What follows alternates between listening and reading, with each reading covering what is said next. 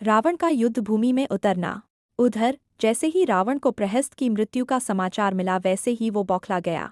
लगातार अपने योद्धाओं के मारे जाने पर रावण ने स्वयं ही युद्ध भूमि में जाने का निर्णय किया। उसने सभा में जाकर कहा, वीर राक्षसों, लगता है अब इन उत्पाती वानरों की मृत्यु का समय आ गया है।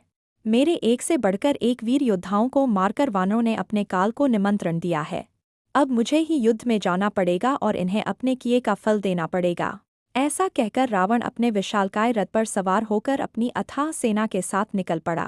विशाल वानर सेना को लंका नगरी के द्वार से बाहर आते देख वानर सेना सतर्क हो गई। रावण का विशाल रथ देखकर वानर डर सहम गए।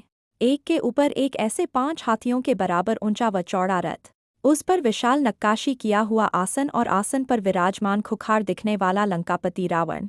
रावण के रथ को खींचने के लिए ही एक टुकड़ी के बराबर सेना लगी हुई थी। राक्षस नगरी में जोर शोर से ढोल नगाड़े और शंख बजने लगे। मांसभक्षी राक्षस अपने महाराज को देखकर खुशी से झूमने लगे। इतने बड़े रथ और उस पर सवार भयशाली मुख वाले रावण को देखकर वानर सहम गए। सभी वानर एक दूसरे को देखकर खुसफुसाने लगे।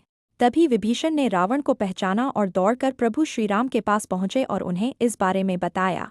प्रभु श्रीराम ने सुबेल पर्वत की ऊंची चट्टान पर चढ़कर रावण को देखा और विभीषण से कहा, हे विभीषण, रावण भले ही राक्षस कुल में जन्मा राक्षसराज हो, लेकिन उसके चेहरे का तेज तो किसी देवता की तरह है।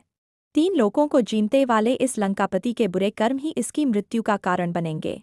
ऐसा कहकर प्रभु श्रीराम और लक्ष्मण ने अपने अपने धनुष बाण हाथों में लिए और मोर्चा संभाल लिया।